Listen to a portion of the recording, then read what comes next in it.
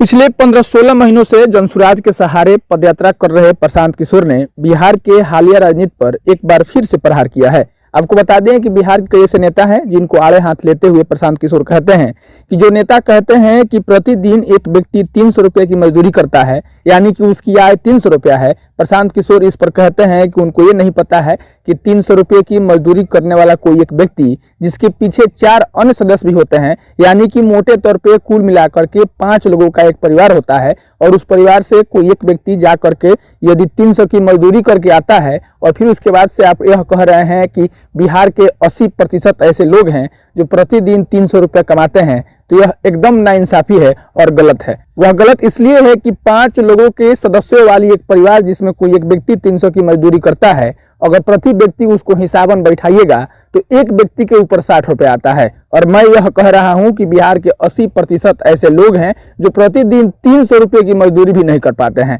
पिछले 30 सालों के राजनीतिक फॉर्मेशन में बिहार केवल एक पलायन प्रसिद्ध राज्य रह गया है। बिहार में विकास, रोजगार और शिक्षा के लिए मोटे तौर पे कोई काम नहीं हुए हैं, और इसी का वजह है कि हम पिछले 15-16 महीनों से पदयात्रा पर हैं, लेकिन कई ऐसे युवा हैं जो पिछले 15-16 सालों से बाहर कमा रहे हैं। बिहार के जो भी नौजवान बड़े होते हैं, जैसे ही उनकी उम्र 20 से 25 साल की होती है, वह बिहार छोड़कर के बाहर चले जाते हैं, और जब तक उनके शरीर में जान रहती है, जब तक उनका शरीर गवाही देता है, अपने ताकत के अनुसार वह जीवन भर घर से बाहर रह करके मजदूरी ही करते हैं। यह बिहार की सच्चाई है। बाकी जो नेता बैठे हुए यह बयान देते रहते हैं कि 80% ऐसे लोग हैं जो 300 की मजदूरी करते हैं प्रतिदिन, यह एकदम गलत है। बाकी वह आपको बता दें कि रेवंत रेड्डी मुख्यमंत्री को लेकर के कहते हैं कि वही रेवंत रेड्डी जो कांग्रेस से मुख्यमंत्री हैं, जुमा 8 दिन हुए उनके मुख्यमंत्री हुए, उसके बाद से वह कहते हैं कि बिहार के लोगों में डीएनए ही है मजदूरी करने वाला, और उसके बाद से उसी पार्टी के नेता राहुल गांधी आकर के बिहार में यात्रा करते हैं, और उनको लगता है कि बिहार के लोग उनको वोट दे देंगे। जिस मुख्यमंत्री को बोलने का ढंग नहीं है, जो मुख्यमंत्री बिहार और बिहारियों को एक तरह से गाली दे रहा है, उसी पार्टी के नेता बिहार में किस मुंह से आकर के यात्रा करते हैं, और वह ऐसा क्यों सोचते हैं कि उनको लोग वोट देंगे और उनको जिता देंगे। आगे वह नरेंद्र मोदी को भी आड़े हाथ लेकर के कहते हैं कि जिस स्थिति में भारत देश है, जिस स्थिति के प्रधानमंत्री नरेंद्र मोदी हैं, क्या वह अगर किसी भी उद्योगपति को कह दें कि जाकर के बिहार में आप उद्योग लगाइए, वहां के तमाम नौजवानों को वहां पर खोले हुए उद्योग में रोजगार देने का काम करिए, तो कोई भी देश या विदेश का कोई ऐसा उद्योगपति है जो नरेंद्र मोदी का बात काट सकता है?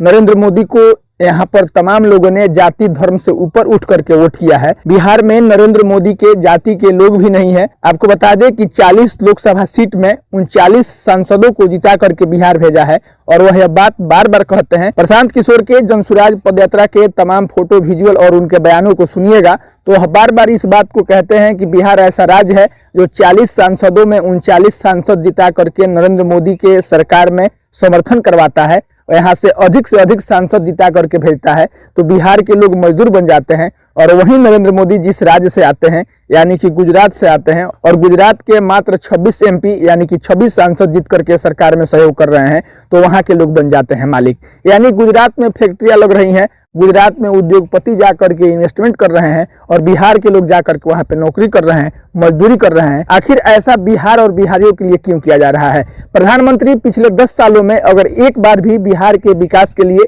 बिहार में अच्छी शिक्षा के लिए, बिहार में अच्छे स्वास्थ्य के लिए, या फिर यहाँ पर रोजगार सृजन के लिए अगर एक बार भी दिल्ली में बैठ करके बिहार के इन तमाम समस्याओं पर अगर एक बैठक भी की हो, एक चर्चा भी की हो, तो कोई हमको बता दे, हम कल से यात्रा करना छोड़ देंगे।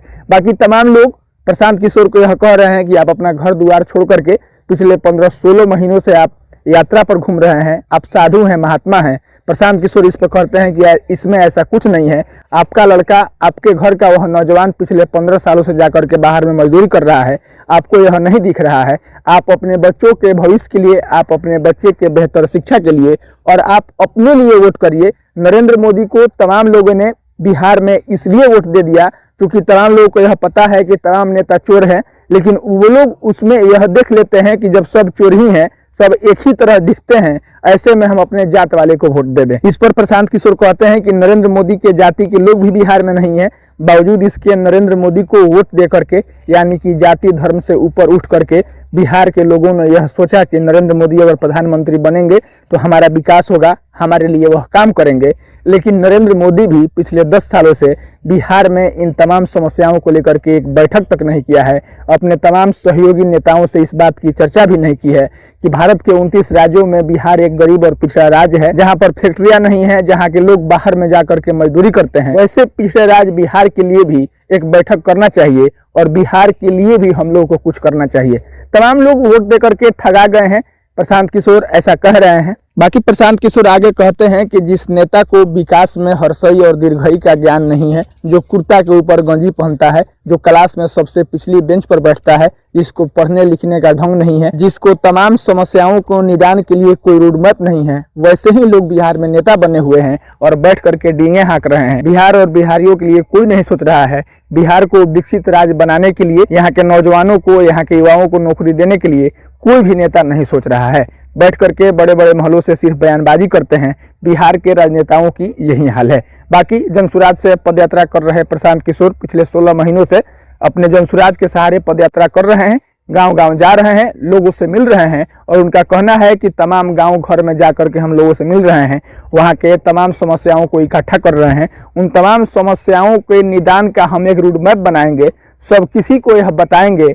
बाकी अगर लोगों को अच्छा लगेगा तो हमारा कहना मानेंगे। हम किसी से वोट नहीं मांग रहे हैं, हम केवल यात्रा करके घर घर जा करके उनकी समस्याओं को समझने का कोशिश कर रहे हैं। मोटे तौर पर हर क्षेत्र के लिए, हर क्षेत्र के समस्याओं के लिए निदान का एक रोड मैप हम बनाएंगे और उस रोड मैप को उन तमाम लोगों के तक पहुंचाएंगे। अगर उन लोगों को उन समस्याओं से समाधान अगर वे लोग चाहते हैं, वे लोग हमारा साथ देंगे, अन्यथा हम वोट मांगने के लिए नहीं आए हैं। बाकी प्रशांत किशोर के इन तमाम बातों से, प्रशांत किशोर के बयान से आप कितना इत्तेफाक रखते हैं, आप अपनी राय हमारे इस वीडियो के कमेंट बॉक्स में जरूर दीजिएगा। हम मिलेंगे फिर किसी नई वीडियो में। औपचारिकता के लिए मेरा नाम मनमीत है और आप जनता न्यूज नेटवर्क देख रहे थे। बहुत बहुत धन्यवाद।